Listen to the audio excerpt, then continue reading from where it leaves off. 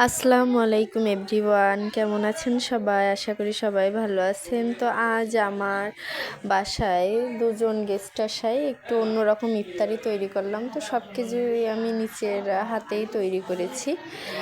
তো সকাল থেকেই মোটামুটি সব কাজগুলো সেরে নিয়ে আমি একটু ফ্রাইড রাইস রান্না করব, তাই ভাতটা রান্না করে নিচ্ছিলাম। বেশি সময় ছিল না, তাই দুই চুলাতেই বসিয়ে দিয়েছিলাম। আমি তেলটা গরম হয়ে গেলে আস্তে আস্তে করে বেগুনিগুলো ভেজে নিচ্ছিলাম। আমার বেগুনি খেতে কিন্তু খুবই ভালো লাগে। আমি তো রমজান মাস ছাড়াও প্রায় বেগুনি তৈরি করি।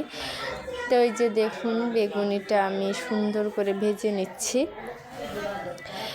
আর বিশেষ করে বেগুনিটাতে আপনি একটু চালের গুঁড়া আর যদি একটু বেকিং পাউডার দেন, তাহলে কিন্তু মুচমুচেও হয়, আবার ফুলেও সুন্দর। আমি তো ওইগুলো দিয়েই বেগুনি তৈরি করি, আপনারা ট্রাই করে দেখতে পারেন।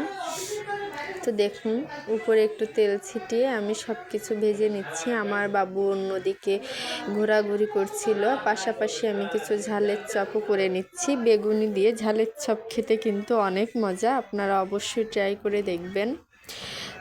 দেখুন, বেগুনিগুলো প্রায় ভাজা হয়ে গেছে। তারপরে আমি কিছু পেঁয়াজিও ভেজে নিব আস্তে করে। তো আমি এই যে এই একরকম শেপ দিয়ে সবগুলো গোল গোল করে তেলের উপর ছেড়ে পেঁয়াজিগুলো ভেজে নিচ্ছি। আমি কিন্তু বেসন ছাড়াই ডাউল দিয়ে পেঁয়াজি তৈরি করে থাকি। এই পেঁয়াজিটা কিন্তু অনেক মজাদার। তারপরে আমি ফ্রাইড রাইস রান্না করব, তাই এই যে ডিমটা ভেজে নিচ্ছি। এরপরে সবজি আস্তে করে অন্যদিকে পেঁয়াজিটাও আমি নাড়িয়ে দেব। যেহেতু নিচের পাশটা হয়ে গেছে, তাই আমি উল্টিয়ে দেব আস্তে করে। আর ফ্রাইড রাইসটা কিন্তু আসলে ইফতার করে বেশ ভালোই লাগে খেতে। আমার আইডিতে কিন্তু ফ্রাইড রাইস রান্নার রেসিপিটা আছে, আপনারা চাইলে দেখে নিতে পারেন। তারপরে আমি সব সবজিগুলো এই যে ভেজে নিচ্ছি।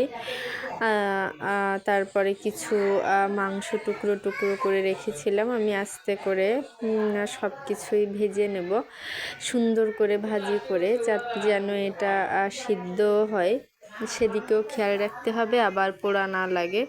এই যে দেখুন, সবগুলো মিক্সড করে আমি পুরোপুরি ভেজে নিচ্ছি।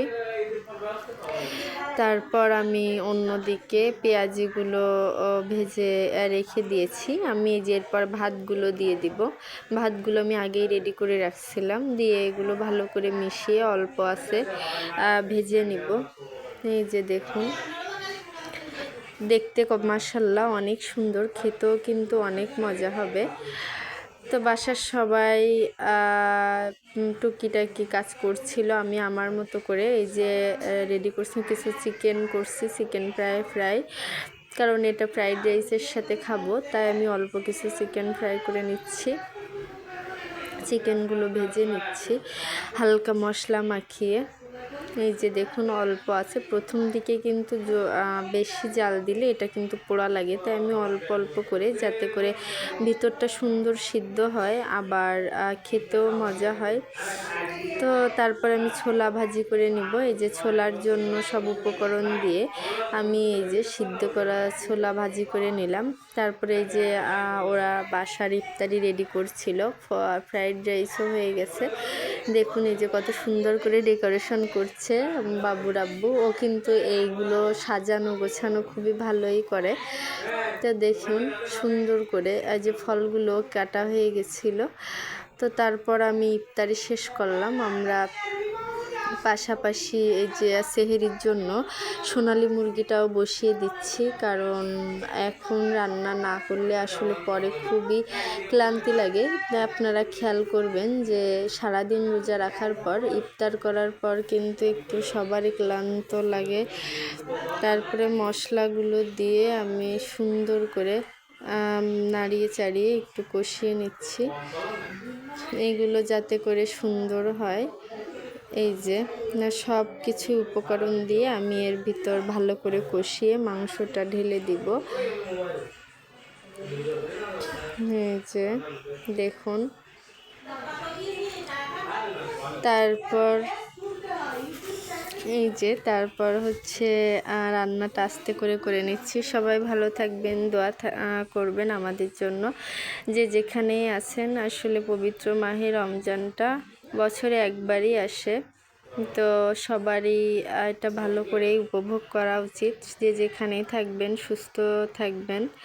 এই যে আমি মাংসটা কষিয়ে নিচ্ছি। আমি কিন্তু এভাবেই একটু বেশি কষিয়ে রান্না করি, এটা কিন্তু খেতে অনেক মজাদার হয়। তো সবাই ইফতার করে একটু রেস্ট নিচ্ছিল, আমি এদিকে সেহরির রান্নাটা আস্তে করে সেরে নিচ্ছি। তো ভালো থাকবেন সবাই, আর অবশ্যই আমার চ্যানেলটি সাবস্ক্রাইব করে আমার পাশে থাকবেন, দোয়া করবেন আমার জন্য। আল্লাহ হাফেজ।